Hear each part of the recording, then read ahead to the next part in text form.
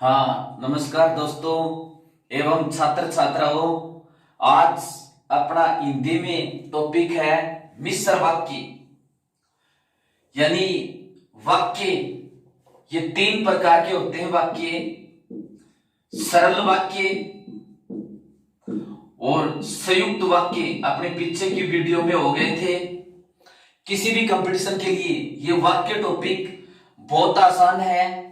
जिस तरह से सरल वाक्य और संयुक्त वाक्य मैंने मात्र 2-3 ट्रिकों में याद करवा दिए थे कि ये इनकी पहचान है, किसी भी सूरत के अंदर प्रश्न गलत हो ही नहीं सकता।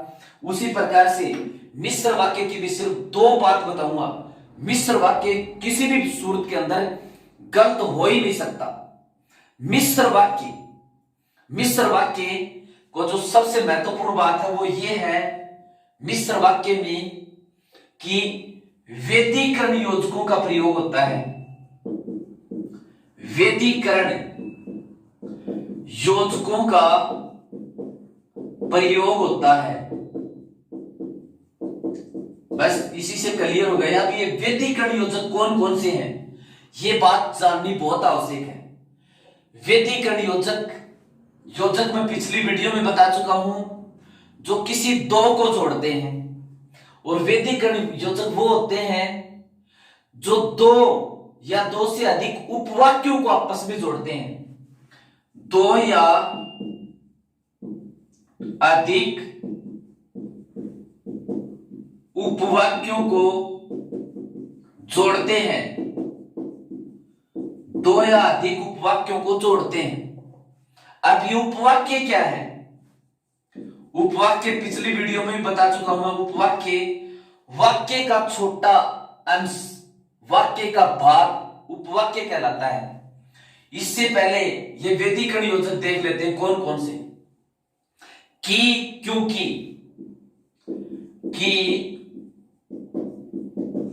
क्योंकि, यदि, यद्यपि। कि, क्योंकि, यदि, यद्यपि, जब, तब, जैसा, वैसा, जो, वह, जितना, उतना, जिनका, उनका, जिन्हें, उन्हें। यहां से एक बात निकल कर आई, जैसा वैसा में जय वर्ण पहला, जो वह में भी जय वर्ण पहला, जितना उतना में जो वर्ण जय वर्ण पहला। तो यानी जय वर्ण से जिसकी शुरुआत हो, जैसे जिनका उनका में जय वर्ण पहला, जिन्हें उन्हें में जय वर्ण पहला। जय वर्ण से शुरुआत होने वाले योजक व्यतिकरण योजक होते हैं। ये सारी चीज अभ्यास से क्लियर होती है। चूंकि, चाहे,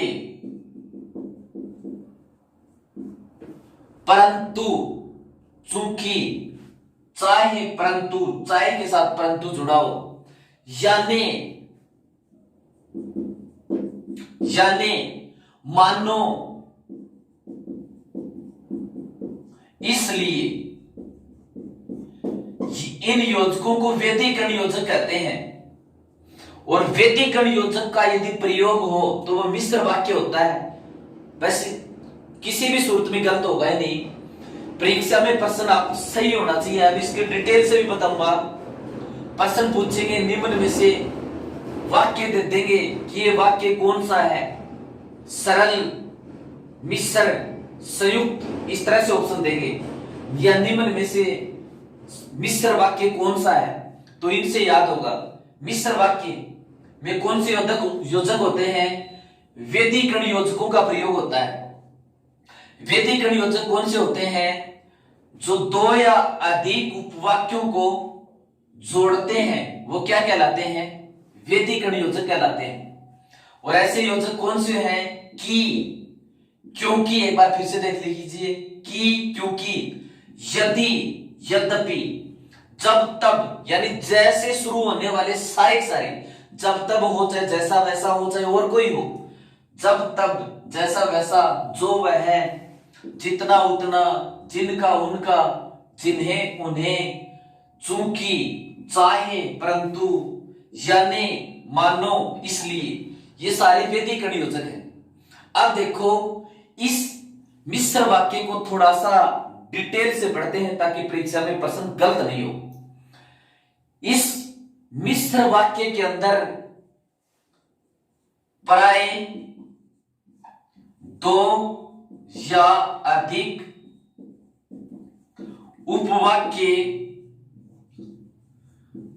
जुड़े होते हैं। दो या अधिक उपवाक्य आपस में जुड़े होते हैं। अब इनमें से दो या अधिक उपवाक्य जुड़े होते हैं, जैसे यदि वह पढ़ता तो पास होता, यदि वह पढ़ता तो पास होता, ये है यदि वह पढ़ता तो पास होता। अब इसके अंदर क्या होता है, एक तो एक या आश्रित उपवाक्य व प्रधान उपवाक्य होते हैं। यानी मिश्र वाक्य की क्या पहचान, यदि वह प्राय दो या अधिक उपवाक्य जुड़े होते हैं। उपवाक्य यानी वाक्य का भाग। एक तो होगा आश्रित उपवाक्य, जब दो उपवाक्य जुड़ेंगे तो उनमें से एक तो होगा आश्रित उपवाक्य और एक होगा प्रधान उपवाक्य। और ज्यादा उपवाक्य यदि जुड़े हों तो एक प्रधान उपवाक्य तो होगा ही होगा, बाकी होंगे उसके आश्रित उपवाक्य। लेकिन यदि इस प्रकार से कहें कि दो ही उपवाक्य यदि जुड़े हों तो एक तो आश्रित उपवाक्य होगा और एक प्रधान उपवाक्य होगा। जब दो उपवाक्य आपस में जुड़ते हैं तो वो पूरा दोनों जुड़ने के बाद वाक्य मिश्र वाक्य कहलाता है। और व्याकरण में उन दोनों को आश्रित उपवाक्य और प्रधान उपवाक्य कहते हैं। अब प्रश्न किस तरह से पूछते हैं, अपने उस बात से मतलब है। प्रश्न पूछते हैं, रेखांकित कर देंगे कि यदि वह पढ़ता, इसको रेखांकित कर दिया, यह क्या है, प्रधान उपवाक्य है या आश्रित उपवाक्य है, या पूरा वाक्य दे देंगे कि इसमें से प्रधान उपवाक्य कौन सा है और आश्रित उपवाक्य कौन सा है। तो देखो आश्रित उपवाक्य पहचानने की इतनी जबरदस्त ट्रिक है कि वो आश्रित उपवाक्य होगा, बचा हुआ प्रधान उपवाक्य होगा। तो देखो ये आश्रित उपवाक्य कौन सा होता है, आश्रित उपवाक्य की,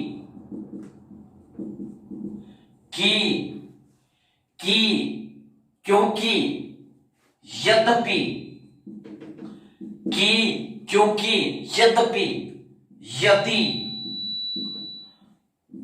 और जब, जैसा, जिन्हें के बाद वाला आश्रित उपवाक्य व शेष बचा प्रधान उपवाक्य होता है। यहां पर देखो फिर से रिपीट करता हूं, बहुत इंपॉर्टेंट बात है। जब दो उपवाक्य आपस में जुड़े हों तो वो वैदिक योजकों से तो जुड़ेंगे ही। यदि की, क्योंकि, यदि, यद्यपि इनका तो प्रयोग होगा ही। तो पहली बात तो ये मिश्र वाक्य है या नहीं, इन योजकों की पहचान करेंगे। वैदिक योजक, ये योजक होने पर मिश्र वाक्य होगा। फिर इसको आगे पढ़ते हैं। मिश्र वाक्य में भी प्रधान उपवाक्य और आश्रित उपवाक्य हैं। तो आश्रित उपवाक्य कौन सा होगा, कि, क्योंकि, यद्यपि, यदि और जब, जैसा, जिन्हें। ये जो है जब, जैसा, जिन्हें यानी जो ज वर्ण से बनते हैं, इनके बाद वाला तो आश्रित उपवाक्य और शेष बच गया वो क्या होगा, प्रधान उपवाक्य। जैसे इसमें देखते हैं, यदि वह पढ़ता तो पास होता, यहां पर पहले तो ये देती है, ये कैसा वाक्य है, यदि वह पढ़ता तो पास होता, तो इसमें यदि योजक का प्रयोग किया गया है, और यदि व्यतिकरण योजक है, और व्यतिकरण योजक है तो ये मिश्र वाक्य होगा। चलो मिश्र वाक्य पहचान लिया। अब मिश्र वाक्य के दो भेद, प्रधान उपवाक्य और आश्रित उपवाक्य। आश्रित उपवाक्य कौन सा होता है कि क्योंकि, यद्यपि, यदि, जब, जैसा, जिन्हें, इनके बाद वाला आश्रित उपवाक्य होता है। तो देखो इस वाक्य में यदि के बाद वाला, यदि वह पढ़ता, यदि के बाद वाला वह पढ़ता, तो यदि के बाद वाला क्या होगा, आश्रित उपवाक्य।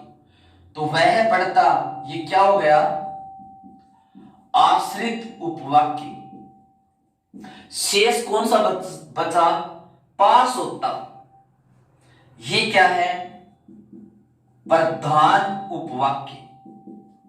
बहुत आसान है। आश्रित उपवाक्य कौन से होते हैं कि, क्योंकि, यद्यपि, यदि, जब, जैसा, जिन्हें, इनके बाद वाले शेष बचता वो क्या होता है, शेष बचता है वो प्रधान उपवाक्य होता है। अब इसके अन्य उदाहरण देखते हैं, इसके मिश्र वाक्य के अन्य उदाहरण देखते हैं। प्रधान उपवाक्य और आश्रित उपवाक्य, एक और उदाहरण लेते हैं। जब वह आया तब वर्षा हो रही थी। जब वह आया तब वर्षा हो रही थी, हो रही थी,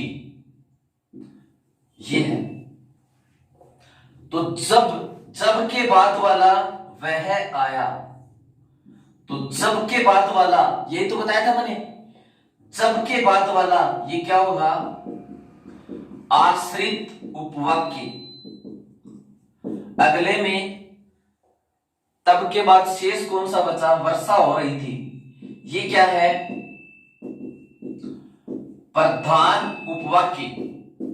यानी मिश्र वाक्य के दो भाग होते हैं, प्रधान उपवाक्य और आश्रित उपवाक्य। तो आश्रित उपवाक्य कौन सा होता है कि, क्योंकि, यदि, यद्यपि और जय वर्ण से जो योजक बनते हैं उनके बाद वाला आश्रित उपवाक्य होता है।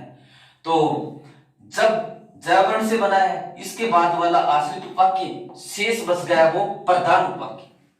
अब ये हो गई। अब इसकी एक ट्रिक और है प्रधान उपवाक्य और आश्रित उपवाक्य पहचानने की। वो ट्रिक क्या है, मिश्र वाक्य को, ये मिश्र वाक्य को सरल वाक्य में बदल देते हैं, और सरल वाक्य में बदल देते हैं तो जो जिस उपवाक्य की क्रिया परिवर्तित नहीं होती वो प्रधान उपवाक्य होता है, और शेष बचा आश्रित उपवाक्य होता है। इसको हम ऐसे भी कह सकते हैं, प्रधान उपवाक्य वह होता है जिसकी क्रिया मुख्य होती है। अब ये दो हो गए, आना क्रिया, एक वर्षा होना क्रिया। आना क्रिया, एक वर्षा होना क्रिया। तो प्रधान उपवाक्य कौन सा होगा, जिसमें क्रिया, जो मुख्य क्रिया होती है। यानी एक बार इसको लिख कर देखते हैं। मिश्र वाक्य के में ही पहचानना कि प्रधान उपवाक्य कौन सा और आश्रित उपवाक्य कौन सा है। मिश्र वाक्य को सरल वाक्य में रूपांतरण किया, वह आया तब वर्षा हुई, वर्षा हो रही थी। तो इसको ऐसे करेंगे, उसके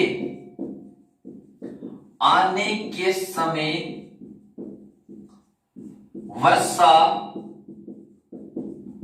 हो रही थी। इस मिश्र वाक्य को ऐसे सरल वाक्य में बदला। तो जिस क्रिया में परिवर्तन हुआ वो तो आश्रित उपवाक्य, और जिसमें नहीं परिवर्तन हुआ वो प्रधान उपवाक्य।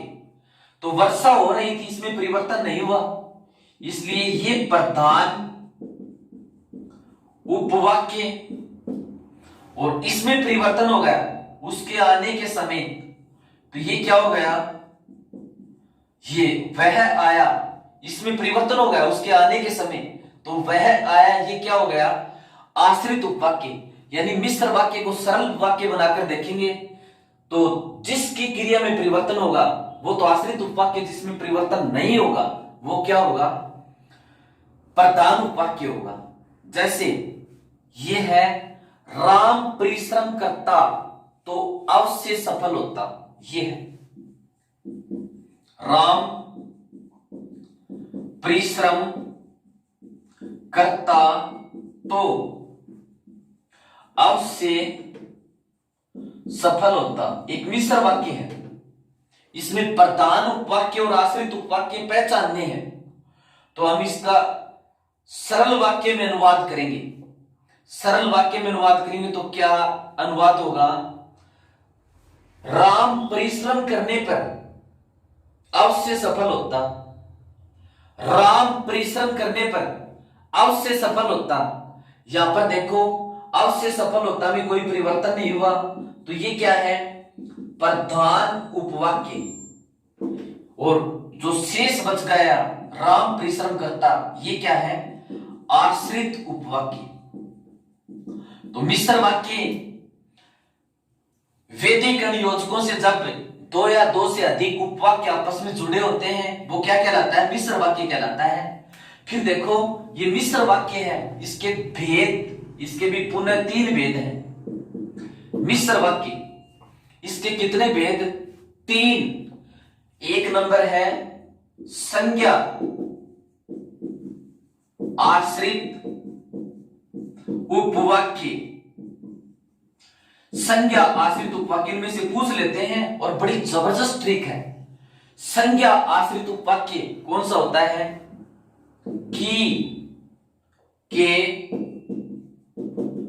बाद वाला, की योजक के बाद वाला। बस बहुत आसान है, हो गया यार। की योजक के बाद वाला, जैसे गांधी जी ने कहा कि सदा सत्य बोलो, तो की के बाद वाला सदा सत्य बोलो, की के बाद वाला ये क्या है? संज्ञा आश्रित उपवाक्य है। संज्ञा आश्रित उपवाक्य है, ठीक है। फिर दूसरा होता है विशेषण आश्रित उपवाक्य। विशेषण आश्रित उपवाक्य। विशेषण आश्रित उपवाक्य कौन से होते हैं? जो, जिसका, जिसकी, जिसके, जो, जिसका, जिसकी,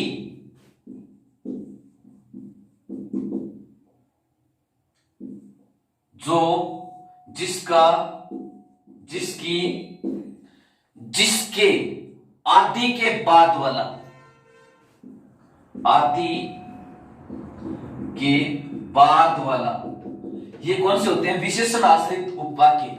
जैसे जो आदमी कल आया था वह अध्यापक है, तो यहां पर जो के बाद वाला, जो आदमी कल आया था, ये आश्रित उपवाक्य है, जो के बाद वाला। और कौन सा आश्रित उपवाक्य है? विशेषण आश्रित उपवाक्य है, ये विशेषण आश्रित उपवाक्य है। अब देखो, जो होशियार होते हैं उनका सभी सम्मान करते हैं, ये उदाहरण है। जो होशियार होते हैं उनका सभी सम्मान करते हैं। यहां पर जो के बाद में होशियार होते हैं, तो जो के बाद होशियार होते हैं, जो के बाद में आया जो, जिसका, जिसकी, जिसके आदि के बाद वाला, तो जो के बाद वाला ये क्या हो गया? विशेषण आश्रित उपवाक्य। विशेषण आश्रित उपवाक्य। फिर देखो मिश्र वाक्य का तीसरा भेद है क्रिया विशेषण आश्रित उपवाक्य। तीसरा क्रिया विशेषण आश्रित उपवाक्य, क्रिया विशेषण आश्रित उपवाक्य। तीसरा भेद, इसमें क्या होता है, यदि, जहां, जैसे, यद्यपि, क्योंकि, यानी कौन सी योजकों के बाद वाला, क्योंकि, क्योंकि, यदि, जहां, जैसे, यद्यपि, जहां, जैसे, यद्यपि, क्योंकि, यदि, जहां, जैसे, यद्यपि, जब, तब, जब, तब, योजकों का प्रयोग होने पर, इन योजकों का प्रयोग होने पर, क्योंकि, यदि, जहां, जैसे, यद्यपि, जब, तब, योजकों का प्रयोग होने पर कौन सा मिश्र वाक्य होगा, क्रिया विशेषण आश्रित उपवाक्य। जैसे, यदि मोहन परिश्रम करता, यदि मोहन परिश्रम करता तो अवश्य सफल होता। यहां पर देखते तुरंत पता चलेगा, यदि योजक है तो मैंने बता दिया क्रिया विशेषण आश्रित उपवाक्य कौन से होते हैं, क्योंकि, यदि, जहां, जैसे, यद्यपि, जब, तब, योजकों के बाद वाले। तो इसमें यदि योजक है तो ये कौन सा मिश्र वाक्य है, क्रिया विशेषण आश्रित मिश्र वाक्य है। तो मिश्र वाक्य किसे कहते हैं, दो या अधिक उपवाक्य जुड़े हों, और कौन से योजकों से, व्यतिकरण योजकों से, व्यतिकरण योजकों से। व्यतिकरण योजक कौन से होते हैं, कि, क्योंकि, यदि, यद्यपि, जब, तब, जैसा, वैसा, जहां, वहां, जितना, उतना, जो, सो, जो, वह, जिनका, उनका, जिन्होंने, उन्होंने, चूंकि, चाहे, परंतु, यानी, मानो, इसलिए, ये कौन से होते हैं, व्यतिकरण योजक। बस एक बार याद करना पड़ता है। अब इससे क्या निष्कर्ष निकला, दो उपवाक्य तो कम से कम होने चाहिए मिश्र वाक्य में, दो से ज्यादा भी हो सकते हैं, अर्थात मिश्र वाक्य में एक प्रधान उपवाक्य और एक आश्रित उपवाक्य का होना आवश्यक है, और एक प्रधान उपवाक्य और एक से ज्यादा भी आश्रित उपवाक्य हो सकते हैं। आश्रित उपवाक्य पहचानने का मैंने तरीका बता दिया। अब देखो, वाक्य पढ़ने से एक निष्कर्ष निकला, जब व्यतिकरण योजक हो तो मिश्र वाक्य, समानाधिकरण योजक हो तो संयुक्त वाक्य। एक और मेन बात है, जब व्यतिकरण व समानाधिकरण योजक दोनों एक वाक्य में हो, दोनों एक वाक्य में हो तो संयुक्त वाक्य होता है, ध्यान रहे। तो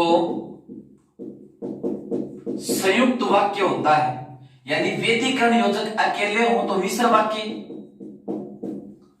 समानाधिकरण योजक अकेले हो तो संयुक्त वाक्य। लेकिन जब एक ही वाक्य में व्यतिकरण और समानाधिकरण दोनों योजक हो तो कौन सा वाक्य होता है, संयुक्त वाक्य। जैसे, राम ने कहा कि वह जयपुर जाएगा तथा पुस्तक लाएगा। ये वाक्य है कोई। दूसरा, ये राम ने कहा कि वह जयपुर जाएगा। यह ऐसे भी हो सकता है, राम ने कहा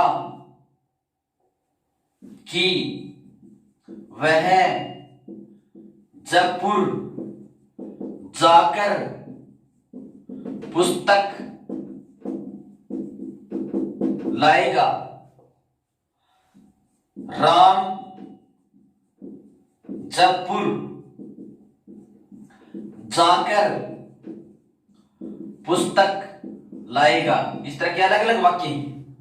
तो यहां पर देखो, राम ने कहा कि वह जयपुर जाएगा तथा पुस्तक लाएगा। परीक्षा में हमको प्रश्न किस तरह से पूछेंगे कि इसमें कौन सा वाक्य है, ये वाक्य दे देंगे, ये कौन सा वाक्य है, सरल, मिश्र या संयुक्त। तो देखो, हम योजक मैन पहचान है, ये व्यधिकरण योजक की व तथा यहां पर समानाधिकरण योजक। तो वही बात मैंने बताई है, व्यधिकरण और समानाधिकरण दोनों का एक साथ प्रयोग होने पर कौन सा वाक्य होगा, संयुक्त वाक्य होगा। तो यहां पर ये कौन सा वाक्य है, संयुक्त वाक्य। अब आगे देखते हैं, राम ने कहा कि, यानी वाक्य पहचान के लिए योजक पकड़ो और आराम से याद हो जाएगा कि वह जयपुर जाएगा। यहां पर ये व्यधिकरण योजक है, और व्यधिकरण योजक है तो कौन सा वाक्य है, ये मिश्र वाक्य है। फिर आगे देखो, राम ने कहा, यह भी व्यधिकरण है, जयपुर जाकर पुस्तक लाएगा। जयपुर जाकर पुस्तक लाएगा, इसमें कोई योजक नहीं आगे, यह भी व्यधिकरण है। तो व्यधिकरण है तो इसमें भी कौन सा वाक्य होगा, मिश्र वाक्य होगा।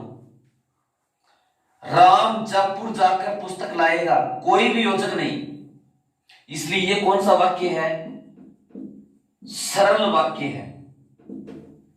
अब ये वाक्य इस तरह से हो, राम जयपुर जाएगा कि नहीं, राम जयपुर जाएगा कि नहीं। तो यहां पर इस की का अर्थ है या। राम जयपुर जाएगा, ये दिखता तो व्यधिकरण है, लेकिन की का अर्थ यहां पर क्या है, या। तो की व्यधिकरण योजक होते हुए भी अर्थ देता है समानाधिकरण योजक या का। तो या का अर्थ देने के कारण से या क्या है, समानाधिकरण। तो है तो राम जयपुर जाएगा कि नहीं, यहां पर की का अर्थ है या, राम जयपुर जाएगा या नहीं। तो या अर्थ देने के कारण से ये समानाधिकरण योजक हुआ। और यहां पर ये वाक्य कौन सा होगा, ये संयुक्त वाक्य होगा।